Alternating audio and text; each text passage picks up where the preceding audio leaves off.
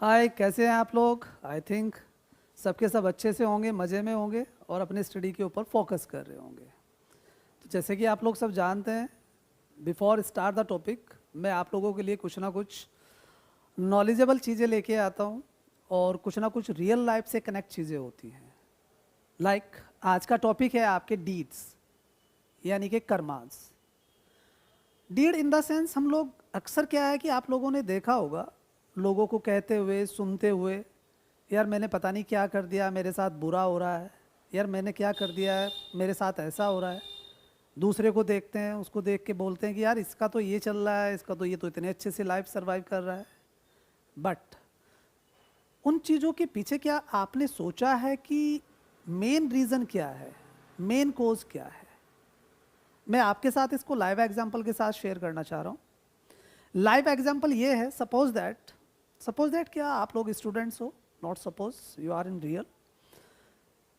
आप लोग आज स्टडी नहीं कर रहे हो, सपोज दैट आप केयरिंग नहीं हो अपनी स्टडी के पर्पज से, तो इसके रिजल्ट्स, आज तो ये काम कर रहे हो आप, अदर एक्टिविटीज़ में ज़्यादा फोकस है कंपेयर देन योर स्टडी। आप अपनी स्टडी पे उतना फोकस नहीं कर रहे हो जितना आपको करना चाहिए। बट अगर मैं बात करूं आपकी फ्यूचर की, फ्यूचर इन द सेंस जो आपका रिजल्ट आएगा, तो जो आज आप डीड कर रहे हो, जो आप लोग आज कर्म कर रहे हो, उसका रिजल्ट, उसके फ्रूट्स आपको फ्यूचर में देखने को मिलेंगे। जो बच्चे स्टडी कर रहे हैं उनका जो रिजल्ट है वो अच्छे स्कोर से पास होंगे, और जो बच्चे स्टडी नहीं कर रहे हैं तो उनका result, they know very well about it, उनको बहुत अच्छे से पता है कि रिजल्ट क्या होने वाला है। कुछ बच्चों के माइंड के अंदर गलत फहमियाँ होती हैं कि लाइफ सारी उम्र ऐसे ही चलती रहेगी।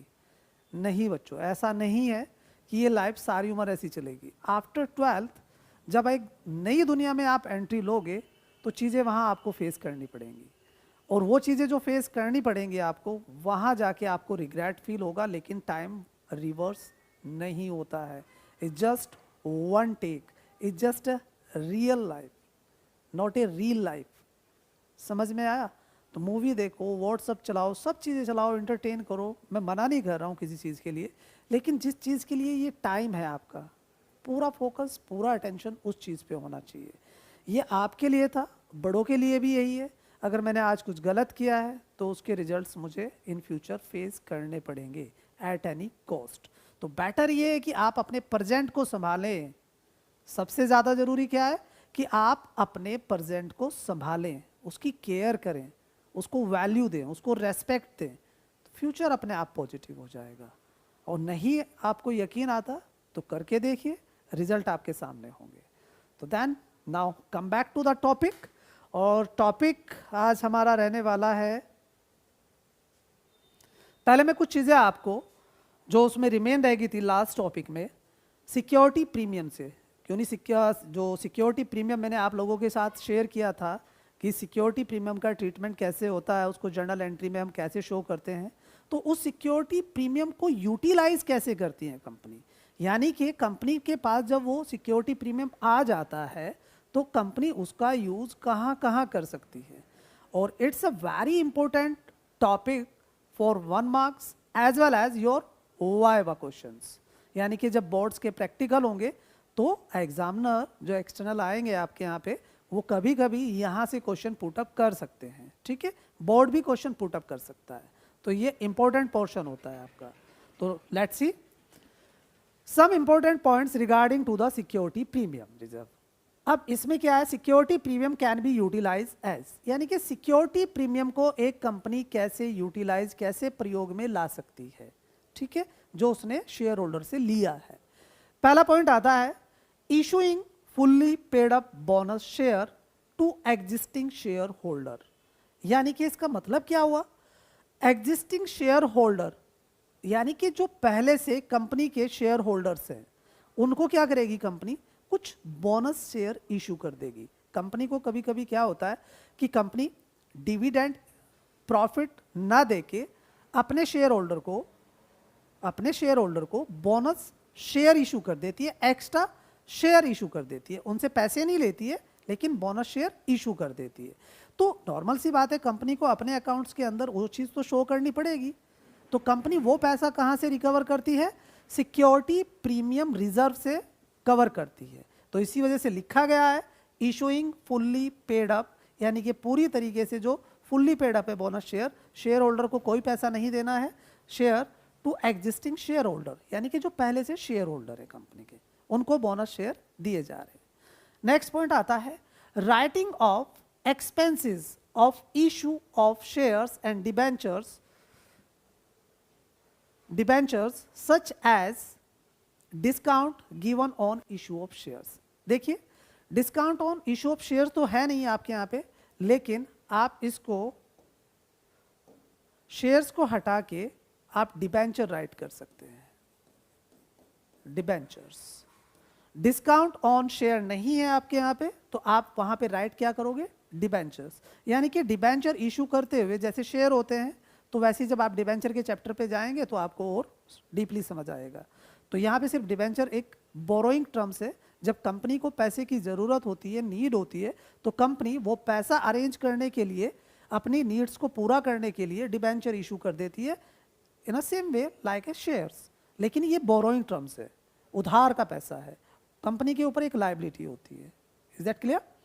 तो जब वो डिबेंचर इशू करेगी और उसके ऊपर कोई डिस्काउंट देगी, यानी कि उसकी फेस वैल्यू डिबेंचर की लाइक शेयर, उसकी फेस वैल्यू 100 रुपीज़ है और कंपनी ने वो 10% के डिस्काउंट पे इशू कर दिया है, तो 100 का जब हम 10% निकालेंगे, तो 100 को अगर आप 100 का 10% निकालते हैं तो आएगा 10 रुपीज़, और 100 माइनस 10 कर देंगे तो आएगा 90 रुपीज़।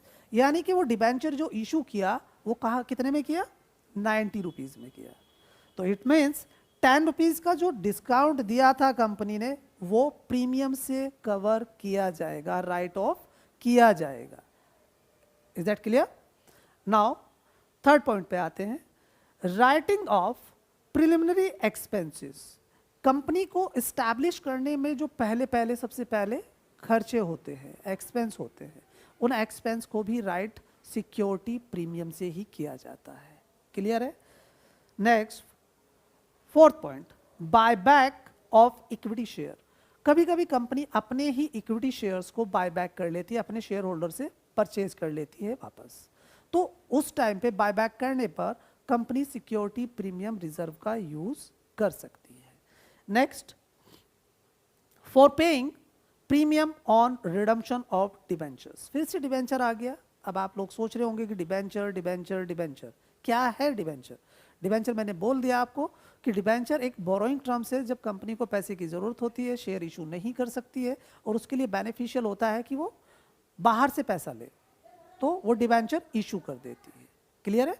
तो डिबेंचर जब इशू करेगी, सपोज दैट कंपनी प्रॉमिस करती है, कॉन्ट्रैक्ट साइन होता है, टर्म और कंडीशन डिसाइड होते हैं जब डिबेंचर इशू किए जाते हैं।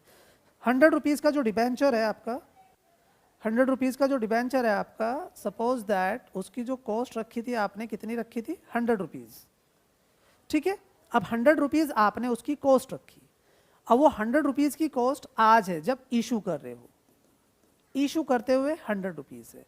लेकिन जब आप डिबेंचर का पैसा वापस दोगे in future, after 5 years, after 4 years, after 10 years, what ever the time, जो कुछ भी टाइम होगा, उस टाइम के बाद आपको रीपेमेंट करना पड़ेगा उन डिबेंचर होल्डर्स को उनकी अमाउंट। तो जब आप पेमेंट करोगे तो पे करते हुए, रीपेमेंट करते हुए आप उसको 110 रुपीज़ दोगे, यानी कि 10 रुपीज़ एक्स्ट्रा। तो ये जो 10 रुपीज़ आपने एक्स्ट्रा पे किए हैं बेटा, ये किसके हैं? ये है आपके प्रीमियम,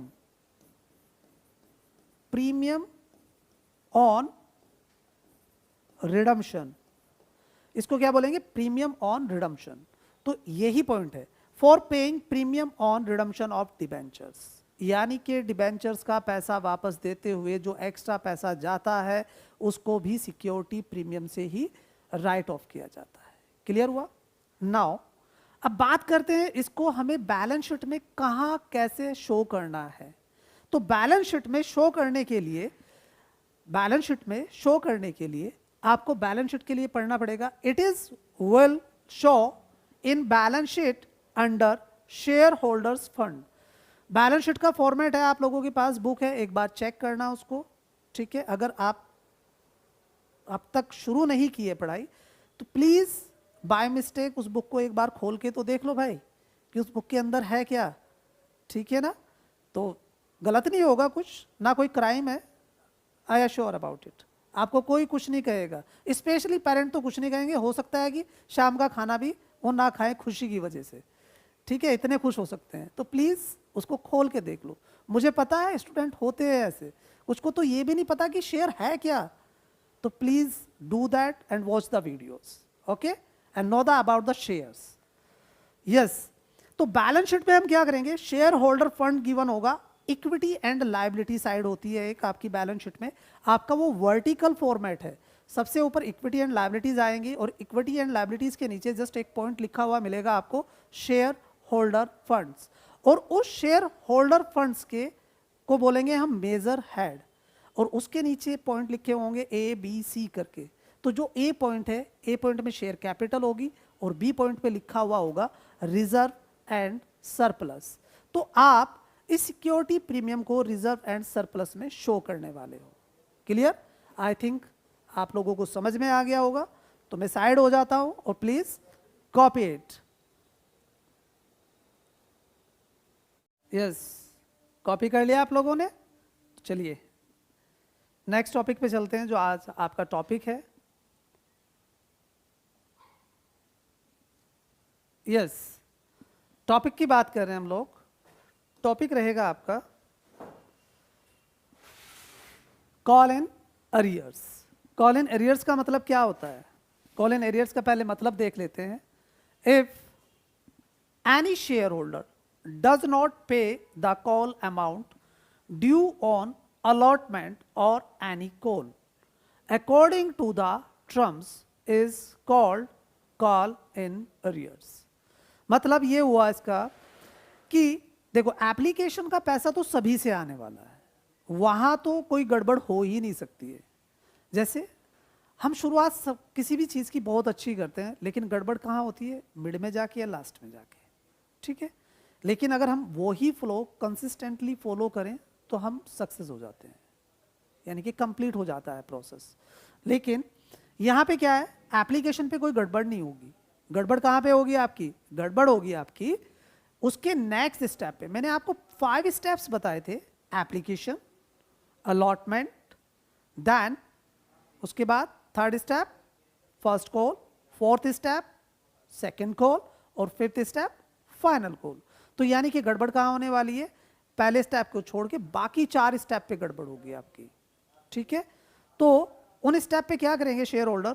कोई शेयर होल्डर जो है ना, अमाउंट पे नहीं कर पाता, कंपनी उससे पैसा मांगती है लेकिन वो बंदा पे नहीं कर पाता।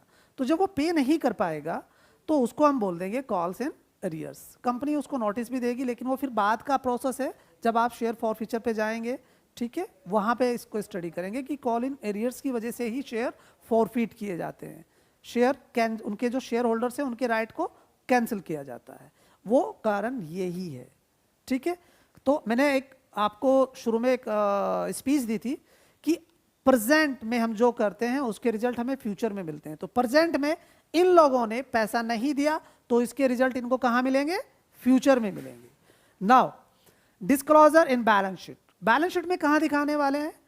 Calls in arrears is shown in the notes to account. Balance sheet के साथ उसका एक नोट्स बनता है, उस बैलेंस शीट की टोटल वर्किंग उसी में होती है, यानी कि total working note balance sheet का बोला जाता है।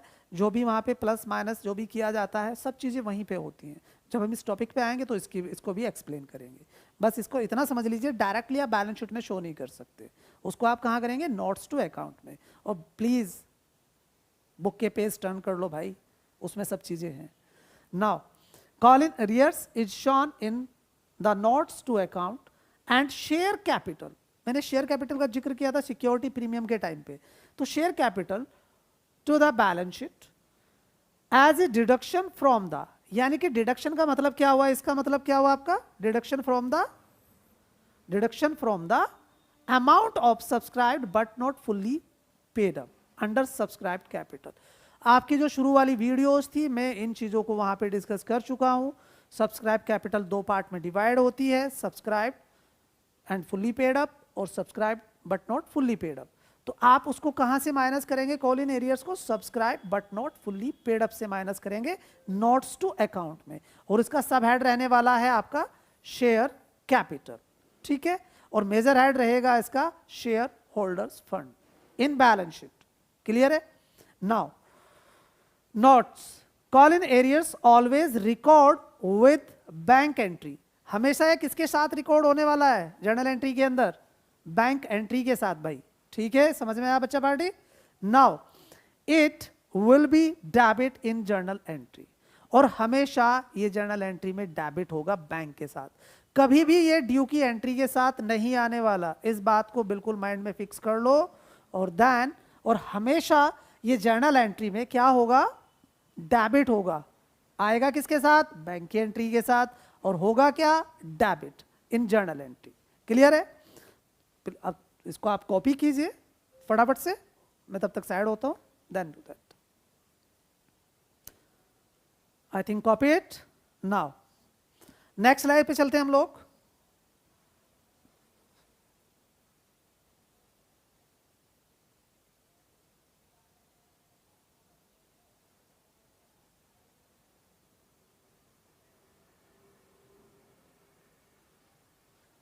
यस, एक क्वेश्चन गिवन है यहाँ पे।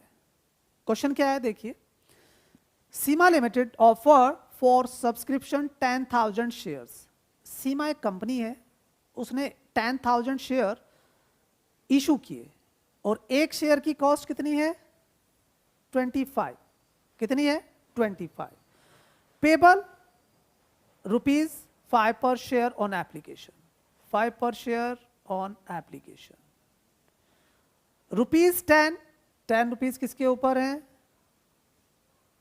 10 रुपीज हैं आपके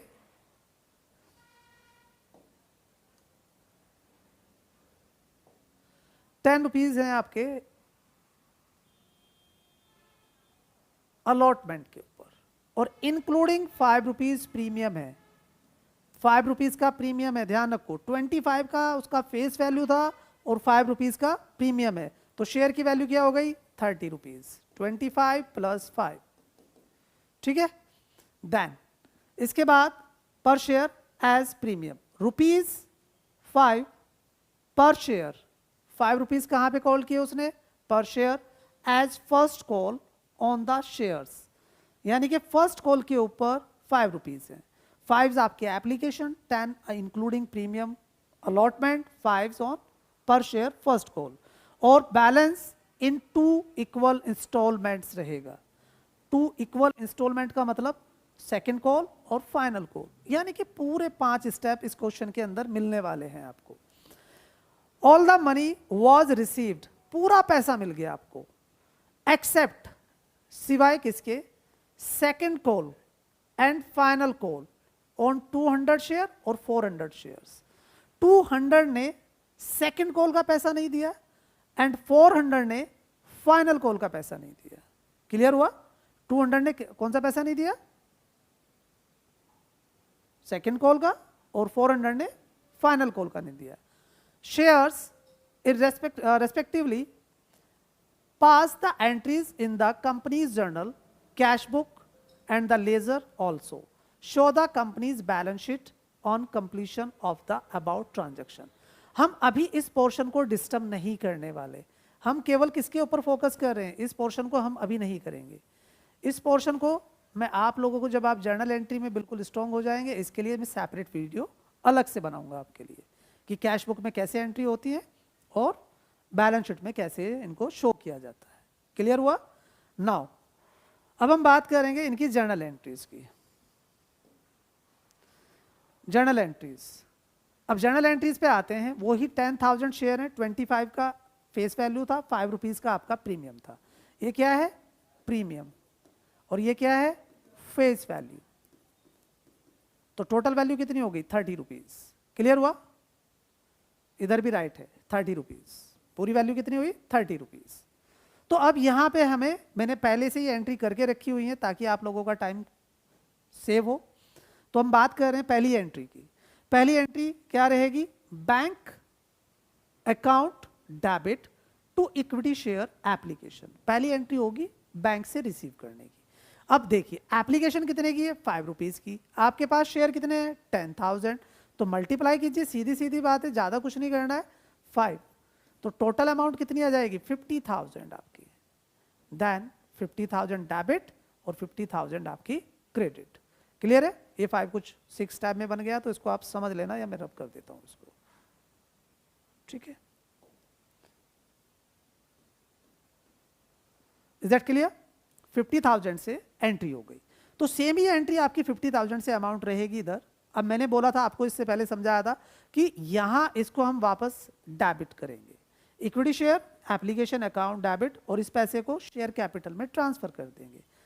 अमाउंट सेम रहने वाली है, 50,000 और देन 50,000। नेक्स्ट पे आते हैं।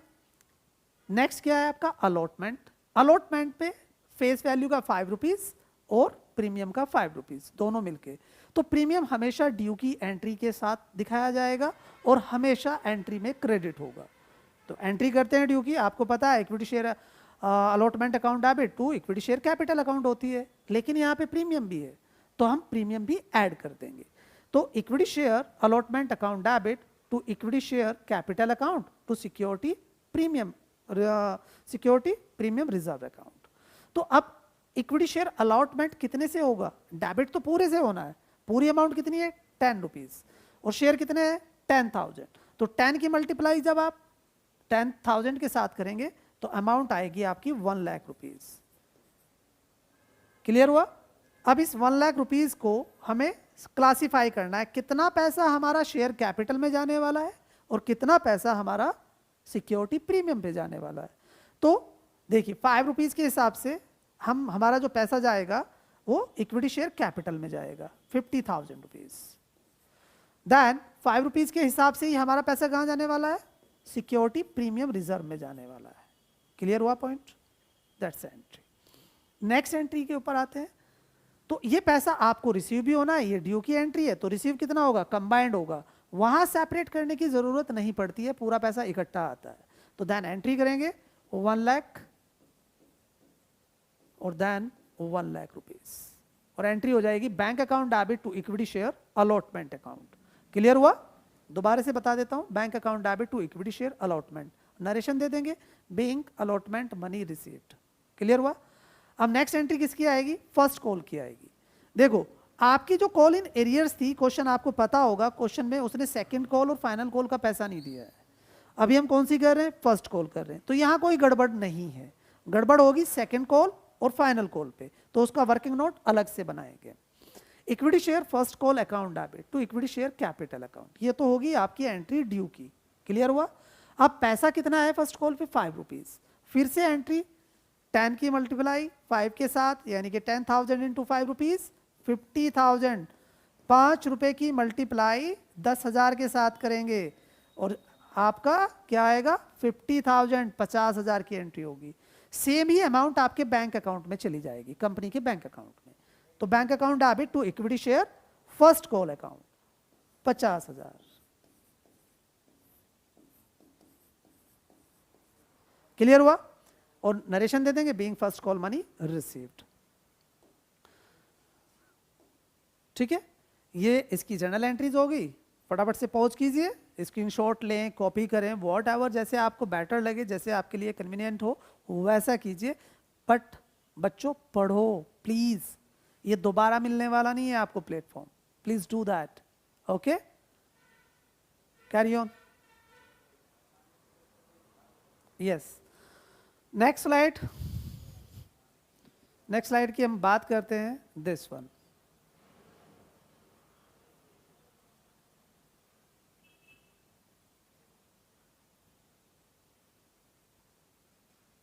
दिस देखिए यहाँ पे equity share second call account debit to equity share capital account, ये होगी सेकंड कॉल की एंट्री। कंपनी जब पैसा मांगती है तो कंपनी को एग्जैक्टली पता नहीं होता है कि मुझे कितना पैसा मिलने वाला है। जैसे सपोज दैट पापा से आपने मांगे कि पापा मुझे 1,000 रुपीज़ चाहिए 1,000 रुपये चाहिए खर्च के लिए। अब पापा के पॉकेट में आपको एग्जैक्टली मांग तो लिया आपने, लेकिन एग्जैक्टली ये तो नहीं पता कि पापा देंगे कितने। कान के नीचे भी दे सकते हैं और पॉकेट पे भी डाल सकते हैं। अब पता लगा वहाँ से आए आपके 800 रुपीज़। तो जब आपने मांगे तो पूरे मांगे, लेकिन जब आपको मिले तो कम होके मिले। समझ में आया? तो कंपनी के साथ भी वैसा ही है। तो कंपनी क्या करेगी? Equity share second call account debit to equity share capital account. पैसा तो पूरा मांग लेगी। अब कितना था सेकंड कॉल पे आपका? 5 रुपीज़ था। मैं दोबारा से स्लाइड दिखा देता हूँ आपको, वहाँ से ज़्यादा क्लियर हो जाएगा। सेकंड कॉल पे भी 5 था और फाइनल कॉल पे भी 5 था, दोनों पे 5 रुपीज़ थे। ठीक है, वापस आते हैं। अब देखिए 10,000 शेयर थे और 5 से मल्टीप्लाई होनी है तो 50,000 आपका, देन 50,000। क्लियर हुआ? इसके बाद कंपनी को कहाँ पता लगेगा? कंपनी को पता लगेगा बैंक की एंट्री के साथ, जब उसके पास बैंक में पैसा आएगा। अब एक्चुअल जो आपको मैं बात बताऊँ, यहाँ पे राइट करना है आपको actual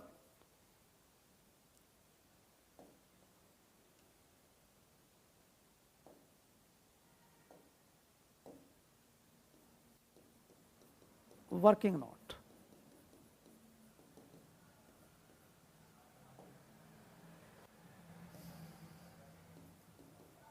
actual amount received on second call. कितना आना चाहिए आपके पास? 10,000। कंपनी ने मांगा 10,000 के हिसाब से, देन 50,000। ठीक है, लेस करेंगे अरियर्स। कितना है आपका कॉल इन अरियर्स? कितने शेयर ने पैसा नहीं दिया? 200 ने नहीं दिया। दिस वन नॉट दिस, 200 ने पैसा नहीं दिया। तो 200 ने पैसा नहीं दिया तो देन 200 इंटू 5। आपकी सेकेंड कॉल कितने की थी? 5 रुपीज़ की। तो टोटल अमाउंट कितनी नहीं आई आपके पास? 1,000। तो आपके पास एग्जैक्टली पैसा कितना आया कंपनी के पास? 49,000। तो 49,000 की एंट्री यहाँ करेंगे बैंक में। तो 49,000 की एंट्री करने के लिए मैं आपको दोनों तरीके बता रहा हूँ। कई बार क्वेश्चन में बोल देता है वो कि open the call in arrears account. अगर वो क्वेश्चन में आपको बोलता है कि open the call in arrears account, तो आपको कॉल इन एरियर्स की एंट्री करनी पड़ेगी। और नहीं बोलता, साइलेंट है, तो आप वर्किंग नोट के थ्रू भी उसको दिखा सकते हो। ठीक है, तो वर्किंग नोट आपने बना लिया है। 1,000 की आपकी कॉल इन एरियर्स है। तो आपको यहाँ पे जब वो क्वेश्चन में बोलेगा open the call in arrears account, तब यहाँ पे आप calls in arrears account debit, और कितनी अमाउंट? 1,000, और टोटल कितनी? 50,000 जो आपने कॉल की थी। समझ में आया? अगर आप क्वेश्चन में नहीं भी गया और वहाँ पे आप राइट कर देते हैं कॉल इन एरियर्स, तो भी गलत नहीं होगा। लेकिन क्वेश्चन में कंफ्यूज मत होना, जब वो बोले कि open the call in arrears account, तो ऐसे ही खुलता है। चाबी नहीं है उसकी, ना वो दरवाजा है भाई, आपको एंट्री रिकॉर्ड करनी पड़ेगी। That's the mean of point. Clear है? तो आपको फर्स्ट कॉल के बारे में ये इंफॉर्मेशन मिल गई है। अब बात कर रहे हैं हम सेकंड नोट की। ये नोट नंबर फर्स्ट था, नोट नंबर सेकंड। यहाँ पे राइट करेंगे हम लोग एक्चुअल अमाउंट रिसीव्ड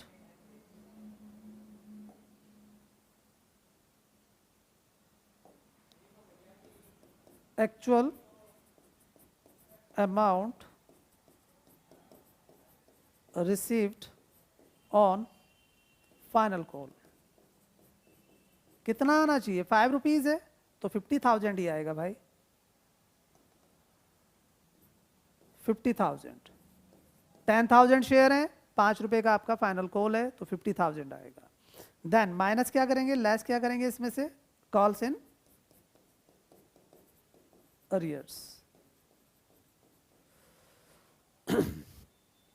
कितने शेयर पे पैसा नहीं मिला आपको? 400 पे नहीं मिला है। ठीक है, तो 400 शेयर इंटू 5 कितना हो जाएगा? 2,000। तो एक्चुअल में आपके पास फाइनल कॉल पे आएगा 48,000 रुपीज़। कितना पैसा आने वाला है? 48,000। तो 48,000 को आप ऐसे ही डील करेंगे। तो यहाँ पहले हम इसकी ड्यू की एंट्री कर लेंगे। ड्यू की एंट्री पूरे 50,000 से होगी, और जब कंपनी को पैसा रिसीव होगा तो वहाँ पे पता लगेगा कि ये 48,000 आया आपका। तो पहली एंट्री हो जाएगी 50,000 से। ठीक है, क्योंकि ड्यू है, कंपनी को एग्जैक्टली नहीं पता है कि उसको पैसा मिलने वाला भी है या नहीं भी है। तो जब उसको मिलेगा तब उसको रियलाइज होगा कि अच्छा यहाँ पे तो 2,000 रुपये कम है भाई, तो देन 2,000 की एंट्री यहाँ रिकॉर्ड कर सकते हैं आप। तो यहाँ 48,000 राइट कर सकते हैं और डायरेक्टली यहाँ भी 48,000 राइट कर सकते हैं। अगर आप यहाँ नहीं भी लिखना चाहें कॉल इन एरियर्स तो भी चलेगा। Is that clear? तो आप इस चीज़ को नोट कर सकते हैं। देन यहाँ अगर आप शो करना चाहते हैं तो यहाँ पे फिर से राइट करेंगे calls in arrears account debit 2,000। Clear? तो यहाँ आप चेंज कर देंगे इसको, यहाँ पे हो जाएगा 50,000। फिर अगर आपने यहाँ कॉल इन एरियर्स शो नहीं की तो यहाँ 48,000। अगर कॉल इन एरियर शो कर रहे हो तो यहाँ भी आपका 50 होना चाहिए और यहाँ भी 50 होना चाहिए। Is that clear? Copy this. I think आप लोगों को समझ में आया होगा, ठीक से आया होगा, तो please do this. Okay, copy कर लीजिए, मैं साइड हूँ। देन